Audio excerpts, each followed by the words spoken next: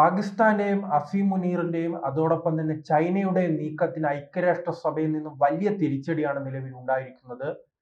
ചൈനയും പാകിസ്ഥാനും അതോടൊപ്പം തന്നെ പാകിസ്ഥാന്റെ സൈനിക വിഭാഗവും ചേർന്ന് ബലൂചിസ്ഥാൻ ലിബറേഷൻ ആർമിയെ ഭീകരവാദി സംഘടനയായി പ്രഖ്യാപിക്കാനുള്ള ശ്രമവുമായി ഐക്യരാഷ്ട്രസഭയിൽ എത്തിയെങ്കിലും അതിന് വലിയ തിരിച്ചടി നൽകിയിരിക്കുകയാണ് പ്രധാനപ്പെട്ട രാജ്യങ്ങൾ ചേർന്ന്. അമേരിക്ക, ഫ്രാൻസും ബ്രിട്ടനും അടക്കമുള്ള രാജ്യങ്ങൾ തുറന്നു പറഞ്ഞിരിക്കുകയാണ് ബലൂചിസ്ഥാൻ പോരാളികൾ അവർ ഭീകരവാദികളല്ലെന്നാണ് ഈ രാജ്യങ്ങൾ ഉറച്ചു നിൽക്കുന്നത്. കുറച്ചു നാളുകളായി തന്നെ നമുക്കറിയാം അമേരിക്കയെ കൊണ്ടെല്ലാം അസീം മുനീറിനെ ആ നിലപാടിലേക്ക് എത്തിക്കാൻ കഴിഞ്ഞിട്ടുണ്ട്.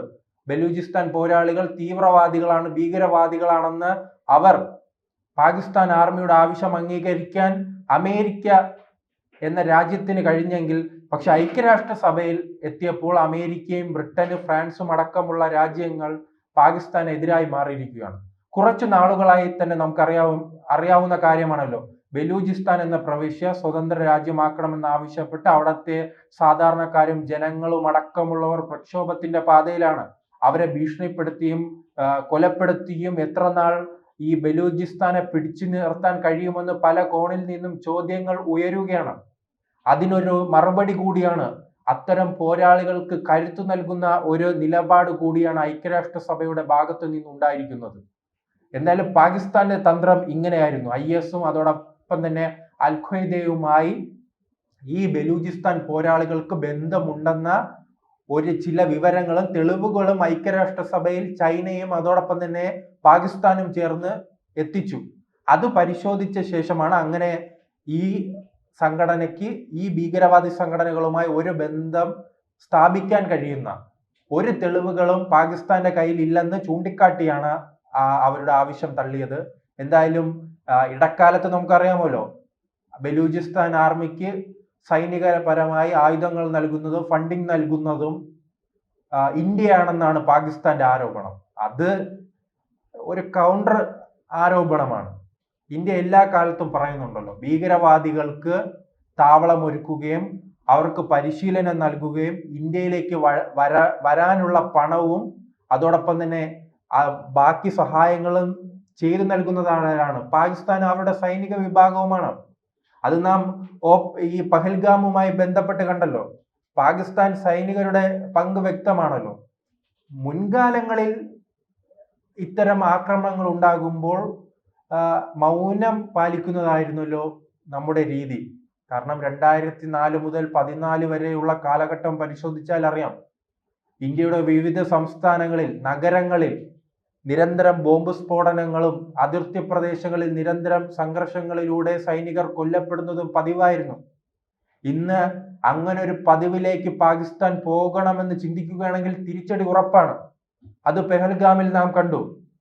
ഭീകരവാദികൾ ഉറങ്ങിക്കിടന്നപ്പോൾ അവരുടെ അവസാന ഉറക്കമാക്കി മാറ്റാൻ ഇന്ത്യൻ സൈന്യത്തിന് കഴിഞ്ഞിട്ടുണ്ട്. ഇന്ത്യയുടെ മികച്ച മിസൈലുകളും പോർ വിമാനങ്ങളും ഇരച്ചെത്തി. ഇനി നിങ്ങൾ ഇന്ത്യ എന്ന രാജ്യം ചിന്തിക്കുമ്പോൾ ഇത്തരം ഭീകരമായ മിസൈലിന്റെയും പോർ വിമാനങ്ങളുടെയും സ്വപ്നം വരണമെന്ന ചിന്തയിലൂടെയായിരുന്നല്ലോ അന്ന് അവർക്ക് നൽകിയ തിരിച്ചടി. ഇന്ത്യ എല്ലാ കാലത്തും ബലൂചിസ്ഥാൻ അനുകൂലമാണ്. അത് മറ്റൊരു കാര്യം. കാരണം അവിടുത്തെ ജനങ്ങളെ അടിച്ചമർത്തിയാണ് ഭരണം നടത്തുന്നത്. അവിടെ കാരണം ഈ പഞ്ചാബ് പ്രവിശ്യ ഉൾപ്പെടെയുള്ള ചില പ്രത്യേക പ്രവിശ്യയിലുള്ള ജനങ്ങൾ അവിടെ പൂർണ്ണമായി ഭരണം നടത്തുകയാണ്. പക്ഷെ ധാതു സമ്പത്തുള്ളത് ഈ ബലൂചിസ്ഥാൻ മേഖലയിലാണ്.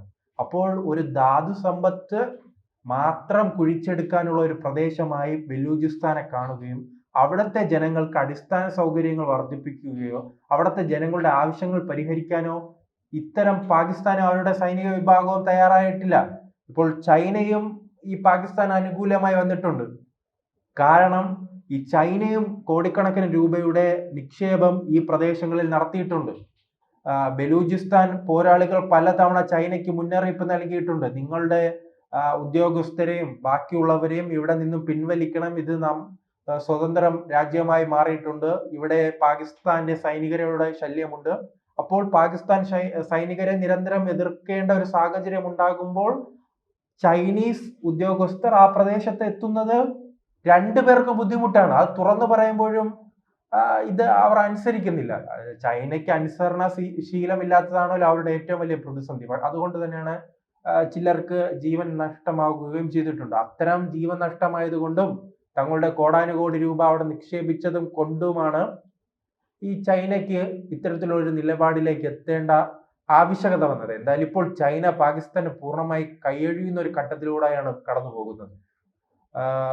ഒരു 2 ആഴ്ച മുമ്പ് നാം കണ്ടതാണല്ലോ, നരേന്ദ്രമോദിയും റഷ്യൻ പ്രസിഡന്റ് പുടിനും ചൈനീസ് പ്രസിഡന്റും എല്ലാം ഒരേ വേദി പങ്കിടുകയും പിന്നീട് 2 ദിവസത്തിനകം തന്നെ ചൈനയുടെ ഭാഗത്തു നിന്ന് ഒരു നിർണായക പ്രഖ്യാപനം ഉണ്ടാകുകയാണ്. പാകിസ്ഥാനുമായി ബന്ധപ്പെട്ട റെയിൽവേ വികസന പദ്ധതിയുമായി അവർ പിന്നോട്ട് പോവുകയാണ്.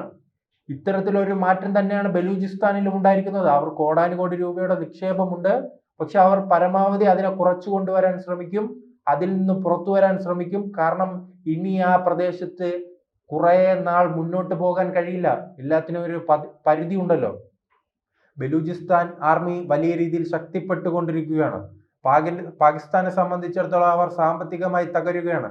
അതായിരുന്നല്ലോ ഓപ്പറേഷൻ സിന്ദൂർ സമയത്ത് കണ്ടത്. എണീച്ചു നിൽക്കാൻ ആവതില്ല, മികച്ച ആയുധങ്ങളില്ല. ഈ ചൈനയും അതോടൊപ്പം തന്നെ തുർക്കിയുമെല്ലാം ആക്രമിക്ക് കൊടുക്കുന്ന ആയുധങ്ങളുമായിരുന്നു ഇപ്പോൾ പാകിസ്ഥാൻ പട്ടാളത്തിന്റെ കളി. ഒരു ഭാഗത്ത് ഇന്ത്യക്കെതിരെ എതിർക്കണം, അതോടൊപ്പം തന്നെ പാക് താലിബാനെതിരെ എതിർക്കണം. പിന്നീട് പാക് അധിനിവേശ കാശ്മീർ വലിയ രീതിയിൽ ഈ പ്രതിസന്ധി ഉണ്ട്. ആ രാജ്യത്തെ ഈ പാകിസ്ഥാന്റെ സൈനികർക്കെതിരെ വലിയ ആക്രമണങ്ങളും പ്രതിഷേധങ്ങളും നാം പാക് അധിനിവേശ കാശ്മീരിൽ കാണുന്നുണ്ട്. അതോടൊപ്പം തന്നെയാണ് ബലൂചിസ്ഥാനിലും. അങ്ങനെ ആ രാജ്യത്തിന്റെ വിവിധ പ്രദേശങ്ങളിലും സംഘർഷങ്ങളും അതോടൊപ്പം തന്നെ വിഭാഗീയതയും എല്ലാം കൊടുമ്പിരി കൊണ്ടിരിക്കുന്ന ഒരു ഘട്ടത്തിലൂടെയാണ് നാം അവിടെ വിവരങ്ങൾ പുറത്തു വരുന്നത്. എന്തായാലും അമേരിക്കയും ഒരു ഭാഗത്ത് അമേരിക്കയും ഈ രാജ്യത്ത് അധികം അടുപ്പിക്കാറില്ല. ഇപ്പോൾ ട്രംപിന് കുറച്ച് അദ്ദേഹത്തോടുള്ള അസീം മുനീറിനോടുള്ള ഒരു സ്നേഹത്തിന്റെ പശ്ചാത്തലത്തിലാണല്ലോ ഈ ഓപ്പറേഷൻ സിന്ദൂറിന് പിന്നാലെ അവിടെ വിളിക്കുകയും പിന്നീട് അദ്ദേഹത്തിന് വലിയ സ്വീകരണം നൽകുകയും ചെയ്തത്. കാരണം പണ്ട് സ്വീകരണം നൽകിയത് നമുക്ക് അറിയാവുന്നതാണ്. വേൾഡ് ട്രേഡ് സെന്ററിൽ അവിടെ നടത്തിയ ഭീകരവാദ പ്രവർത്തനങ്ങൾക്ക് അനുകൂലമായി പ്രവർത്തിച്ച അതിന്റെ മാസ്റ്റർ ബ്രെയിനായ ബില്ലാദിന് ഉൾപ്പെടെ അഭയം നൽകിയത് ആരാണ്? പാകിസ്ഥാനാണ്. ആ പാകിസ്ഥാനെയാണ് അസീം മുനീറിനെയാണ് അമേരിക്ക പച്ച പരവതാനി വിരിച്ച് സ്വീകരിച്ചത്.